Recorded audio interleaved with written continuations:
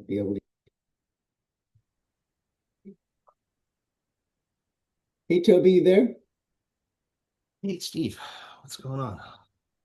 Um, Hold on me. Oh, good. Can you hear me? Okay, It's awesome. a lot better than last time. Um, we've got 13 people who registered, so and we've got a number already. So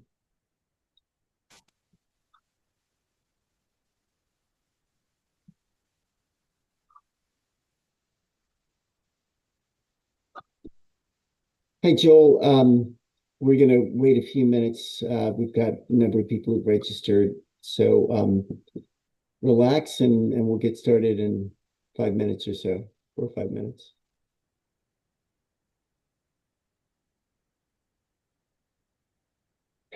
Toby, any questions or issues with it's a high it's a sorry, I forgot to turn on the recording.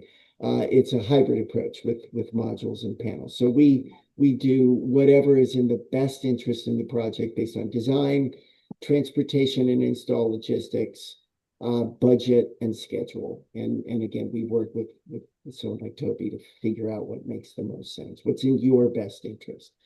Um, the other, so as I said, we have this facility that's the only in the West Coast, sorry, the only in the nation that's built to do both modules and panels. And it's one of only two high capacity automated plants on the West Coast. But we're the only one that does single family homes. That's pretty unique. So I just thought I'd give you a quick, for those of you who haven't visited, quick tour of the facility. And you're welcome to come, by the way. We do weekly tours. Um, so, 270,000 square foot facility, $40 million to build it, was built for us. We're about an hour north of Los Angeles. We're in Arvin, California. Um, we're going to go through it like projects go through it, but we're going to start with something that's also kind of unique about what we do. We create what's called a manufacturing model for every project we do. So we're taking the architectural from Toby. We're integrating electrical, plumbing, mechanical, sprinklers. We're fully coordinating it, meaning we're checking for any issues before we start construction. That is a major issue that hampers a traditional process. You know, oftentimes the plans aren't fully coordinated. You find out problems once you get into construction. We also get the machine code, or we embed the machine code that tells our automated equipment what to do. So we're going to start going through. We also get complete BOMs, bill of materials, so we know exactly what to order. We minimize construction waste and cost. So every project starts here. This is where we cut every piece of wood we use, every stud, joist, and it not only cuts the equipment super fast and efficiently, incredibly accurately, it does any kind of complex cuts, dados, and it routes it. So it puts in all of the holes we need for electrical, for plumbing. So in other words, no electrician or plumber is measuring on site. It's all done by that equipment. It's labeled, so we know what part of the project. We have three panel lines. This one's for wall panels. Notice that piece of equipment was automatically nailing the studs and joists. Moves to this piece of equipment that nails the OSB and waterproofing. It cuts out openings for windows and doors. It trims off any excess wood. And with this, we're able to create panels that are absolutely level, straight, square, flush with 1/32 tolerances. That's like aerospace level, way more than you get from standard construction. This piece of equipment blows in insulation. So every project we do starts as panels, even if it's all modules. The modules are comprised of the panels we create with automation here. This is we've got these panel bays where we put in your windows, your drywall, cladding, exterior materials if need be. We have three mod lines with 7 stations each. And this is where we put in your millwork, your drywall, your finished plumbing and electrical, sprinklers. Testing happens here. live load. So with electrical, with water, inspections happen here. We can talk about that more later. This is inspected by the state. No local municipality has any authority once we reach the site. We literally deliver certificates signed by the inspectors. That frankly, it's one of the yet another advantage of prefab. So we prep the modules or the panels for shipping. Your general contractor, Joel, you are then work with either directly or you work with groups that will transport and install the modules. This is a project we did in West Hollywood. It's a multifamily project. The first floor were panels, and the second and third floor were all done with modules. So that's sorry, I'm looking for a way to stop the share. There we go. So that's how we build and where we build in the factory, where we build the components. Happy to talk more, but let me um, introduce you to Toby, who will take you through the design work he does, and then again we'll leave plenty of time for questions. So thank you for joining us tonight, Toby. Yeah, thanks, Steve. I mean, as always, it's great to talk to people who find this kind of stuff interesting or are now faced with the really unfortunate problem that I think we all feel for you guys, that the devastation's been substantial, of course. I've also had a lot of friends impacted by the fire and have tried to look forward to helping people find their way home, plant being an essential part of that process in the work that I do. So just a really quick, I'll try to be brief. So just a little bit of my backstory, and then I'll flip over. I don't know if we can share a screen, but I'll maybe just flip through a couple of slides just to show you some stuff that I've done with Steve and his team through the years. So I'm an architect. I'm a licensed architect. I kind of grew up in design and construction, found my way out to California in the early 90s, and kind of got into prefab pretty quickly thereafter. Met Steve not so long after that. So we've been coordinating and working together for probably longer than either of us want to remember. But I quickly found that prefabrication, modular construction, panelized building satisfied a lot of my professional motivations to seek out a better process, and aligned with Steve and his efforts pretty quickly because my work is very architecture centric, design oriented. We don't manage a product style approach either. The work that I do is designed and kind of crafted for our clients, obviously driven by heavy systemization and templating and repeatable procedures. But we really love to celebrate architecture and to capture our clients' imagination and make buildings that fit well on sites, and obviously manage budgets, which are essential for every project, and perhaps even more so for the work that you guys have ahead of yourselves. The projects that we're doing in the Palisades now, probably close to 15 projects that we're working on with people, all are, encumbered by the financial reality of building in the area, and of course for projects that not everybody had been planning for.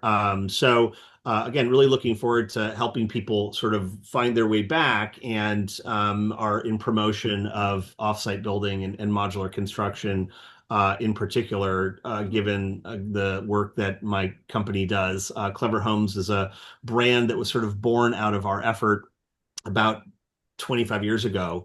And I've sort of refined this approach to allow for, I think, a better way to engage in the prefab space and to work with partners like Plant to facilitate design and specification of projects that is appropriate for what you guys are doing. We work on all kinds of projects, large and small, single family, multifamily, now kind of East Coast, West Coast, desert and the mountains, and all the above. And my promotion and celebration of architecture has really, I think, afforded us a diversity of experiences and opportunities. Sorry, I think my camera keeps freezing, so I'm not falling asleep here. I just, for some reason, it keeps being a little bit jittery, so I apologize. I definitely have come to believe that modular construction and panelized building is, well, not only maybe the inevitable future, but really a great solution for you guys and all the challenges that I know everybody's facing now, and I think that we're all expecting will be the case. here forward. We've really enjoyed plants evolution as well. Steve said we've been working together a long time. I think maybe built one of the first houses that Plant did, and have done some pretty spectacular things since, really in an effort to continue to become more sophisticated in the approach to leverage all techniques for the right reasons. Most projects we work on are inevitably a combination of modular components and panelized pieces, and in a lot of cases, even traditional construction elements here and there. We really like to kind of put all of that together into a sophisticated approach that really provides the most efficient way to build responsibly and quickly and predictably, which I think if done right should also be pretty competitive in price. So as we've talked about, we've done a lot of work together, and I look forward to maybe showing you guys a bit of what we've been up to. I'm going to try to share my screen now. I have this kind of overly simple slide deck, at least compared to Steve's nice video presentation. I have not done that yet, and I should, Steve. So I know that that was one of our conversations. But let me try to share my screen, and I'll just pull up some imagery for you guys to kind of take a peek at, and I'll just do a little song and dance here as I show and tell. Please interrupt me if you guys have any questions. I think everybody can see my screen. Looks like it's coming through. Um, so this is one of my favorite projects. This was a house that we built with the plant team up here in the Bay Area in Palo Alto. This was a fun project that was very personalized for owners of the site. It is almost entirely modular. I think there are potentially a couple of stick-built pieces that are happening around the garage, but for the most part, the project really just came right out of the factory. We do apply in most of the work that I do. The exterior components in the project are usually done locally. I think we get better results in joinery, in weatherproofing, in sometimes consistency of materials. This house obviously uses stucco, which is always done at a local level. We also like to build out, eave structures, low roofs, overhangs. All of these kinds of things are done locally. And now in the current mode, this wasn't really something that we did at the time of this project. We can panelize all these pieces. So as Steve says, we can kind of bring out these components. And what I really love about that, in addition to the efficiency, is that the cranes that are used to set modular buildings are very idle. If you ever watch like a movie being made, or you guys are probably more in the business, but it's a lot of rigging of mods and then 5 minutes with the crane. So the crane's kind of sitting there. Panelized pieces make for a real opportunity to leverage the crane into a little bit more productive use. Needless to say, cute little house, narrow lot. Uses a fun combination of some light siding and some textured fluted siding panels. I really love kind of the warmth of the underside of soffits. This one happens to be wood. I think in the Palisades, we're looking to obviously more resilient materials, but love kind of the aesthetic. This project also really celebrates kind of the indoor-outdoor relationships. Modular buildings as a technical element for some of the builders that are here, as you may know, sit on crawl spaces. These are raised floor assemblies. We'll often build back patios and even grade to some of the thresholds for the building to get level indoor-outdoor relationships. So you can kind of see this concrete patio was built up around the backside of the project. You can see a couple of the steps coming in. So this is getting up to the main floor. But at the back, we wanted to come out and have these entertaining areas be level thresholds. So that's something we'll do in a lot of projects that we work on. We often will build metal stairs. This was actually a stair that Plant fabricated for this project. And so really characterizes kind of the interior entryway of this house. Really, really nice feature, some glass guardrails. This is one of my favorite parts of this house, which is that we built this kind of cornerless opening. So the nano wall sort of folds away in both directions, and it gives us this incredible indoor-outdoor kind of living space that really just is adjoined to the interior spaces in a really cool way. Here's just another look back at the entryway. You can kind of see that stairwell. We tend to do 10-foot ceilings. These are 8-foot doors. So I think this house may have been a little smaller just given Palo Alto's controls on height, but we really love 10-foot ceilings as a standard that we build at the floor, at the ground level. Sometimes the bedroom spaces on the second floor will go a little smaller just to make them a bit more cozy. Um, this was a really spectacular house that we built, actually one of 3 homes in a row. I'll kind of go through all of these, but this is a beautiful house that we built up in the Tahoe area in an area called Martis Camp. This is a really great example of a combination of techniques and technologies. Most of this home is constructed using modular assemblies, but we've also incorporated prefabricated steel elements and obviously a lot of site-built finishes. So some of the stone veneers are all taking place on site. There's a low level to this house. There's a little living quarters down here that happens in this little grotto. But really beautiful home, lots of glass, some really great structural moves in this particular home. This is a not so great photo, but just kind of looking at it from the other side where you can see these kind of garage openings, the articulation of the forms, a little bit of how the modular geometry is kind of poking through here and there. Um, Really beautiful glazed office space. Again, you can see the floor to ceiling windows. These windows were actually procured by plant from Germany. I don't know if that's something we want to repeat a whole lot, but did really play to a high standard. And I think our collective commitment to building responsibly, building better, building more energy efficiently.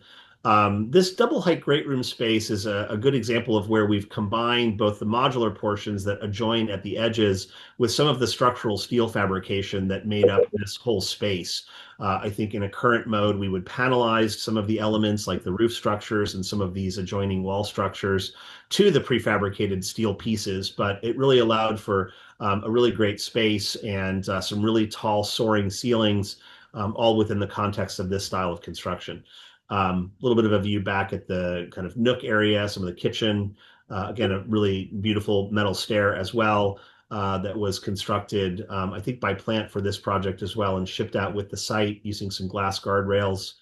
We're unlimited in kind of finishes. This wall, I think this is a wallpaper that we used in here, some metal paneling inside on the fireplace, a lot of drop cove ceilings. There's lighting in here, of course.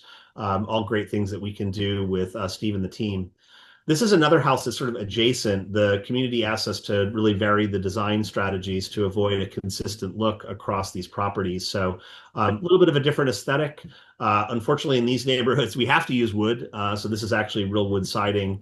That has not changed in this part of the world, but we're not doing a lot of wood siding for obvious reasons down in the LA market.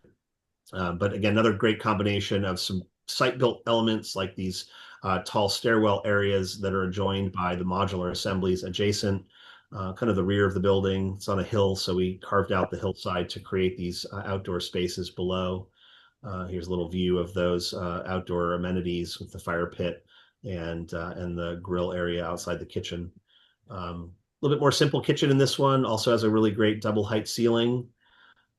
This was the third house that we built in a row, kind of a different character using some inverted roofs, a lot more stone in this one, kind of playing around with some of the siding and trim treatments, but similar result, looking to the double height spaces being panelized and structural steel elements with the adjoining modular components. Most of these roof structures were built on the modules, so they all fit within the modular transportation limitations on height. Something that we're always attentive to as we start to lay out early design strategies. Here again, just double height, looking back, some of the timber elements that run through the walls, these were all set on site. And then of course, a lot of the wood or the stone cladding as well. Another little view of that stairwell. You can see a lot of these images on my website. This was a fun house. I just sort of showed this because there's a couple of cool things going on here. This was a house that Steve and I did in Hermosa Beach. This one was set about a little over a year ago. Clients have moved in, but you can sort of see the weatherproof sheathing that Steve had mentioned. I think Zip's changed its color. It's now like it's maroon, but the building was fully clad. The modules being set. There's a little articulation here, so there's some stepping that's happening. There's actually a roof deck that happens up on this upper story or roof of the first floor. Um, and then just some things that Steve and I are working on. If you guys joined a little bit early, this is a project in Redwood City that we were talking about. This one is going through the modeling process currently. This is a sort of light multifamily project. My clients are going to occupy the upper two stories. We've got some apartments down in the low level. The project's going to start construction on site pretty soon and hopefully fabrication shortly thereafter. This project's almost entirely modular, so there's not a lot that's being done that is not being shipped by the factory, including these little bay window sections. So you can kind of see here's just a little example of the diagrams that illustrate where the modules go in that particular building, with sort of two modules that make up the body of the main floor with a smaller one adjacent, and then sort of two mods stacked up at each floor above that. Here you can see in the section views how those modules get assembled. We are going to do some site work to build up the parapet and the roof lines, but otherwise this project's going to be delivered pretty complete.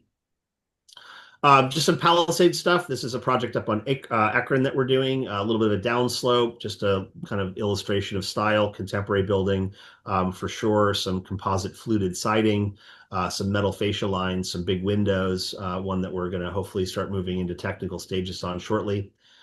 Just some renderings of how that space works. We really love pushing the boundary of tall windows, big doors. This kind of goes out, obviously not to the ether, but to some of the views beyond from this part of the hill.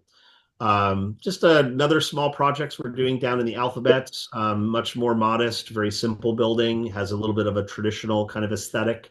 My clients may rent this property out, so we wanted to just be a little bit more simple in the way, kind of a front porch, gable roof.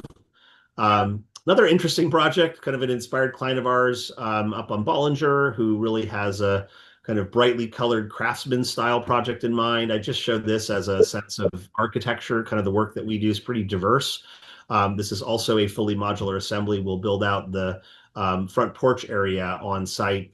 Again, kind of the diagram of that house, you can see the mods making up really the body of the building between the living, dining, kitchen areas, as well as the bedrooms and the laundry room. And then we're going to panelize the interior pieces here. So we'll build out this little bit of floor using some panel systems, as well as the front porch, which will be constructed on site.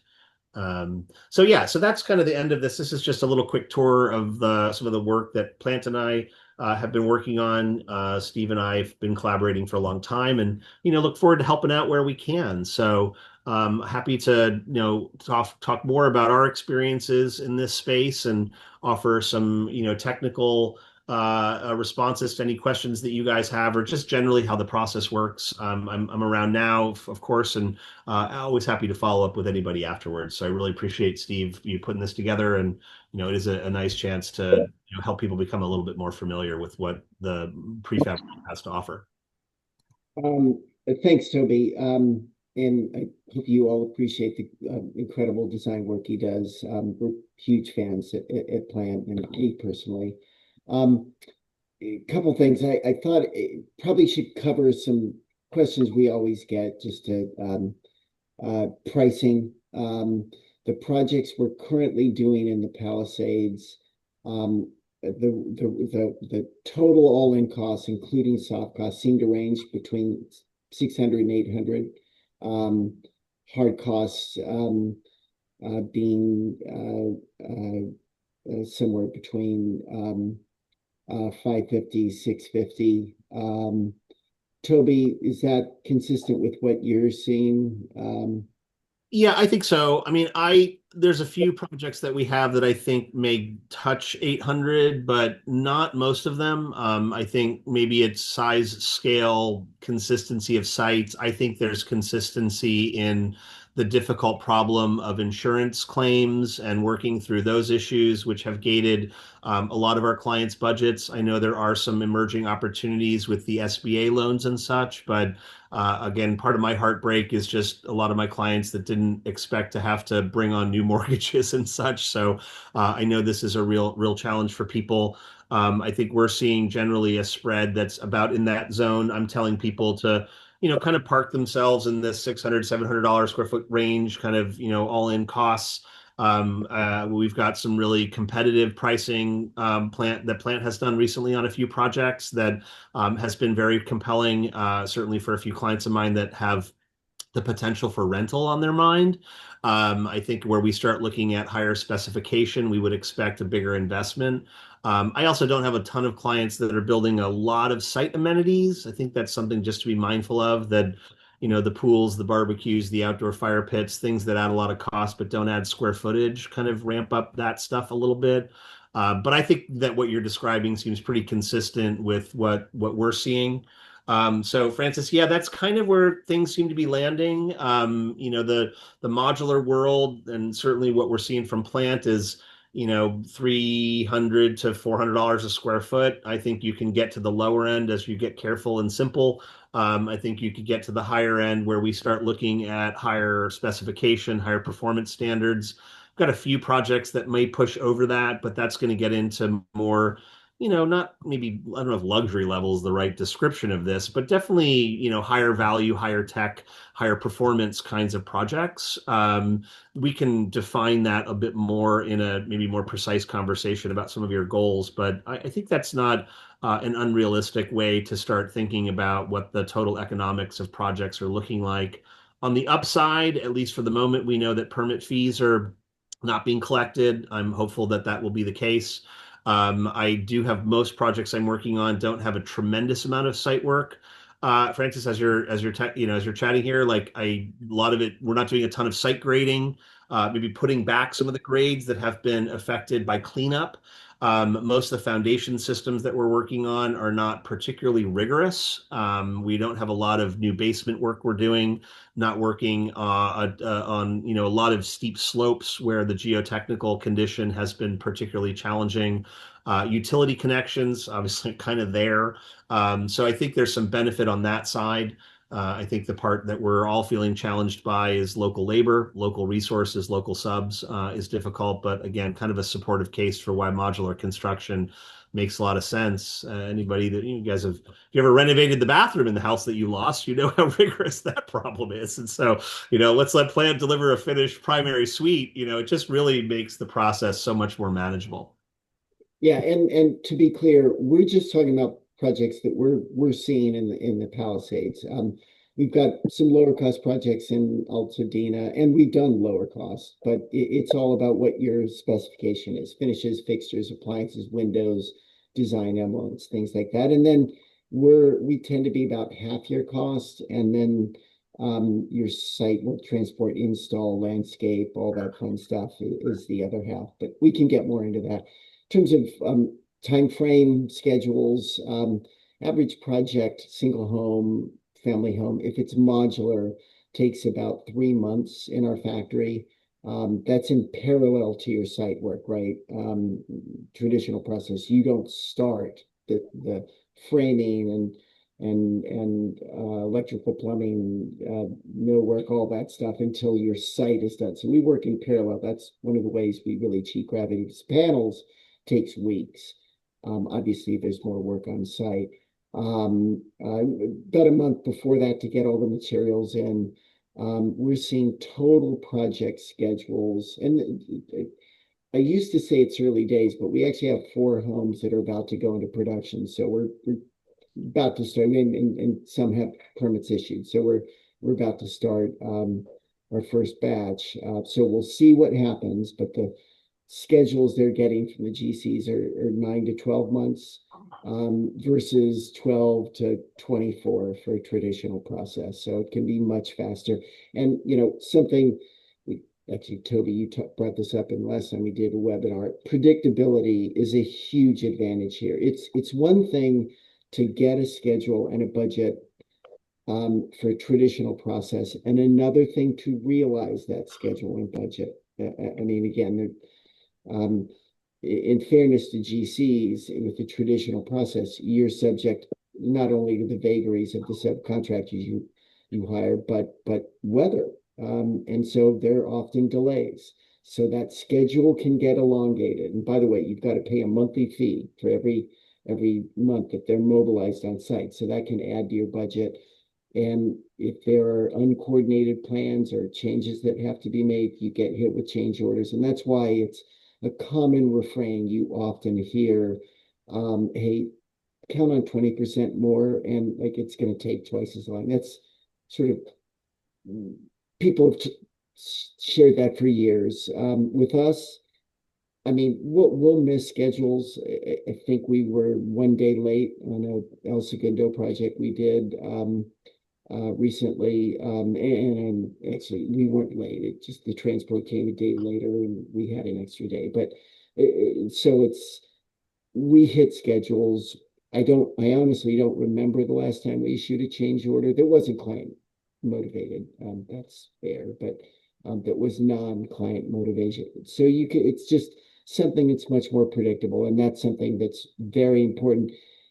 But you don't know if you've not built before. Once you've built, you're like, oh wow, yeah, I care about this.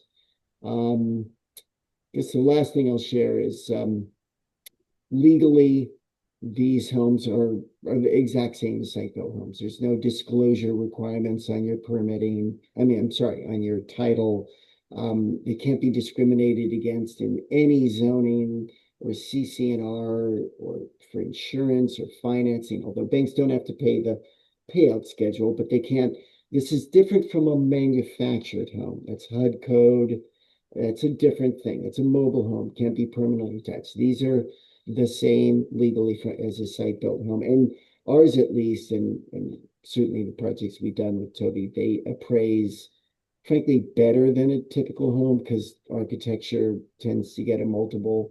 And any questions about that, happy to connect you with some realtors who will talk to you more about that. Okay, I anticipated some questions. Let me be quiet, turn it over to you. Feel free to either raise a hand or just ask us any question.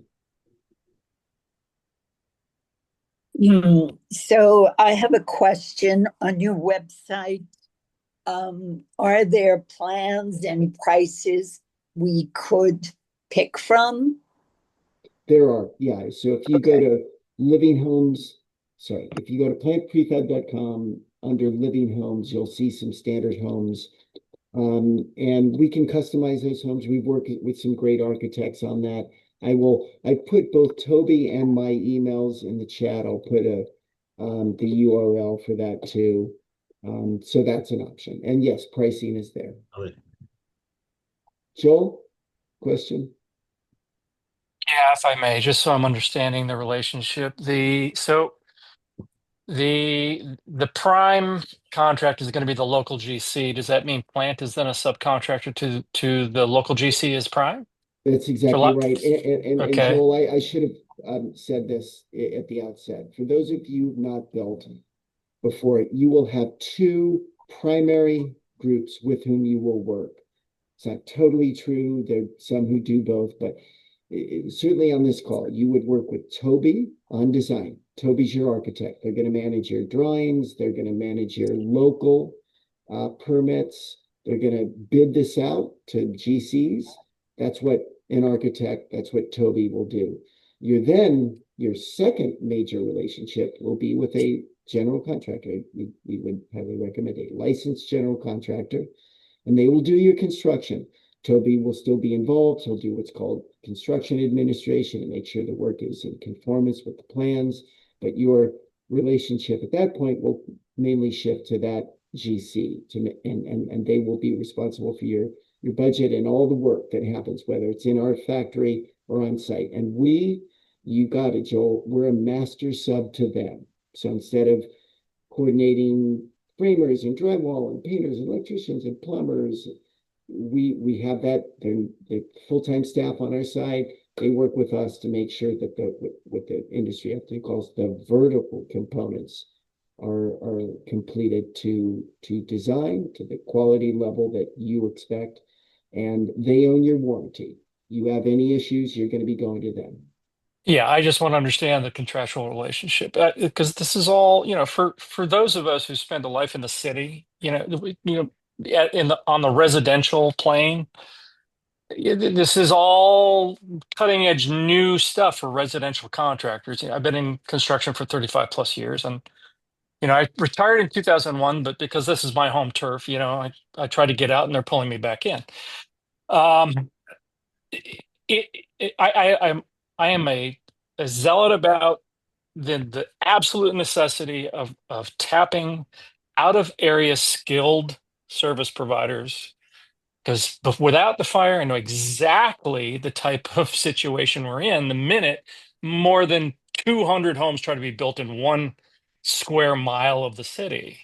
And so I'm deeply fascinated in trying to learn everything I don't know about trying to tap into this. It's just one of the, I don't want to take over the conversation too much, but truly understanding the chain of liability and making sure I understand what that is, because it's really putting a lot on your subcontract, and I just want to make sure I totally understand those lines in the sand. And did I see from the architectural drawing, did Toby infer that you guys are actually doing some of the structural steel, or is that another Oh third yeah, party contract? no. We have Oh, so you guys will even do the structural steel we elements? will, yeah. Okay, all right.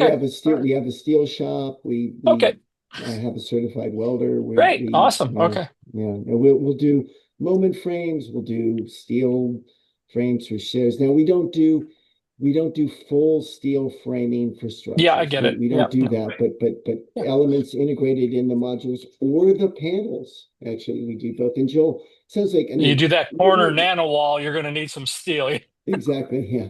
So, hey, come visit us or let's set up a call. We can have a more technical discussion that I think might be a little, not, this isn't the right forum, but happy to have that. Would love to, actually.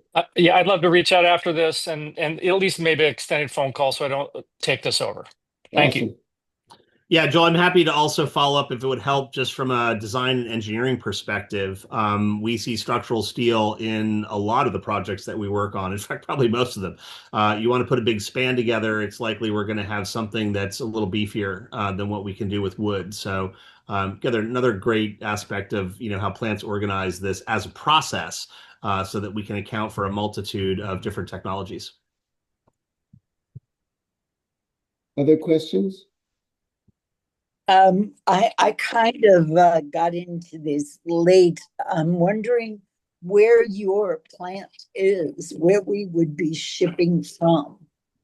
We're in Arvin, California, so we're about an hour north of Los Angeles. We're right off the 5, right over the Tejon Pass, or 20 miles south of Bakersfield to help with orientation. Thank you. Sure. And sounds like you might have missed the video I posted of our factory, so I'm going to post that in the chat so that you can see that. It's worth a watch. It'll kind of show you how we do what we do. That's great. So well, I guess I'm just curious about freight, but I'll pose that question down the road. Sure. Yeah. Tends to be, it depends on the size of the project. A small single-digit % of your budget actually can be very small. Transport, but the install can be a little bit more, but still, yeah. Yeah, it's a significant condition, Laura. I mean, we can't ship buildings across the country. It just doesn't make sense. So having regional fabrication is really essential to the Yeah, efficiencies of this process. Plant's location is so ideal right. for the work in the area. There just isn't a faster way to deliver, into Los Angeles. All the other people that do this kind of work are coming at pretty meaningful distances. And right now it's 15 to 20 bucks a mile, per module. Per module. So, Yeah. you that adds up to be a pretty substantial cost. And I think definitely is a consideration that people have for these kinds of techniques. Yeah, sorry, and I should make a massive disclaimer. I meant for local projects. Now, having said that, we are working on our 4th project in Telluride, which is our first multifamily project there. So, whether we're kind of economic, make economic sense, really depends on what your local labor Sure. rates. Not only are we shipping to Colorado, and we've done this multiple times, but actually doing like odd size modules that actually are even more expensive because of the size. But again, it's super expensive to build in similar places like Telluride that we have projects. Other questions?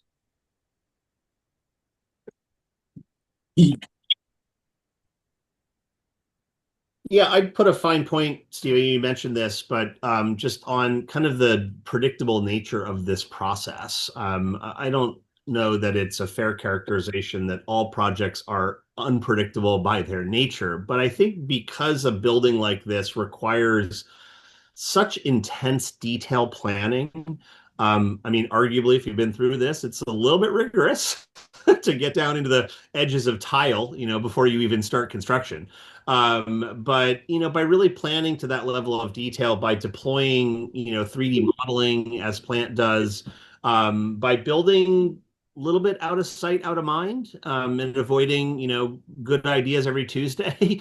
I think we just seem to get a better result in modular building than I do in any other form of construction. It's just emotionally manageable in a way that I don't see, traditional building. I think it's so much faster and relief in that regard. And I sort of advocate for everybody that if you can build a project predictably, Plant's going to transact at basically one price. How else are you going to buy your entire finished house at a fixed cost, and a known quantity?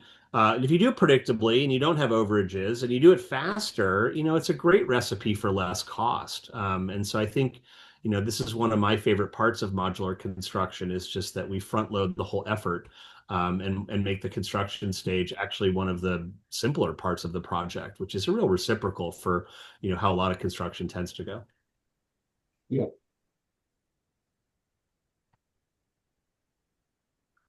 Any other questions?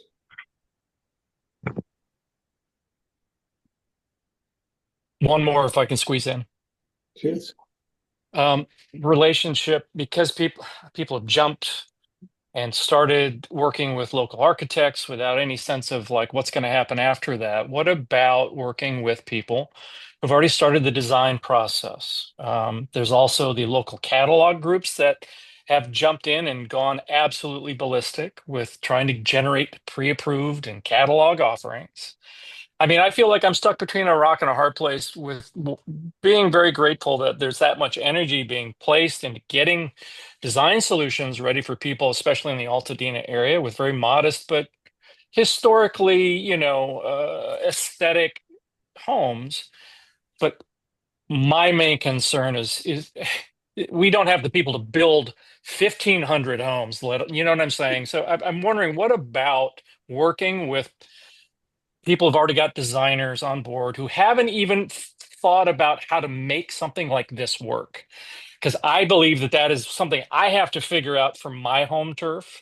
Because I'm not going to be able to convince several thousand people to build very modern looking homes. I was really glad to see that craftsman sample that you showed. Yeah. But I mean, there's so many of these 1,200 to 2,000 square foot little Tudor cottages, craftsman cottages that people are absolutely not going to let go of. Sure. But there's no solution to get these built stick by stick by stick, and I just really truly believe that. So one of the reasons I wanted to at least break the ice here was, I mean, is there a chance in hell that I can somehow figure out a way to bridge a gap for all of these hundreds of smaller, modest homes with this panelized or modular approach, quite frankly? Because that is a missing link that would really answer a lot of concerns that I have. I'll leave it at that.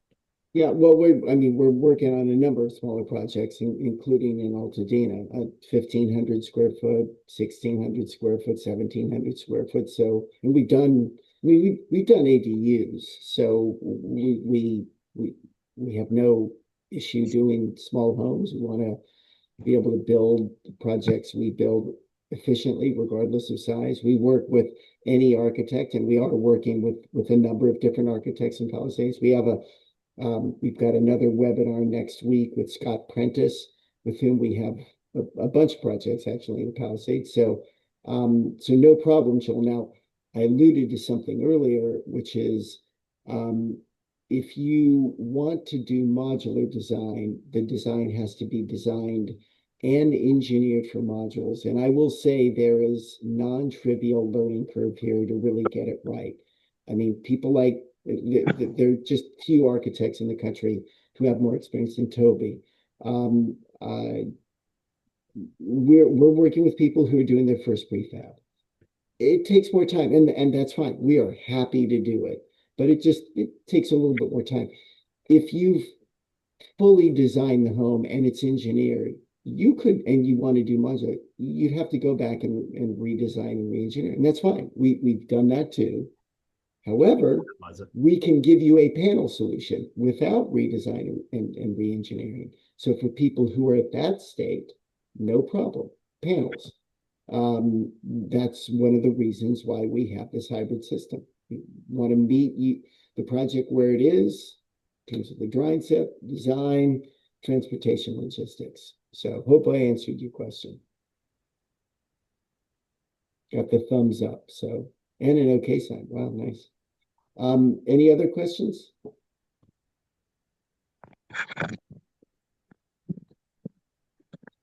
Okay, well, thank you all for joining. A few things, you've got my email, you got Toby's email. Feel free to reach out to either of us if you have more questions or you want to come visit us. We do factory tours every week. There are even some projects around LA that we're finishing in the not too distant future, one for Toby, hopefully, that you can visit, and not complete, but just see state of construction, including with Cameron's company, X3. But anyway, whether you work with us or not, we wish you all the best, and thank you for your interest. And Toby, thanks for joining tonight. Yeah, thank you guys. Really great to present to everybody, and always happy to help. So please feel free to reach out to me anytime. Happy to help. Awesome. Thank you guys. See you all.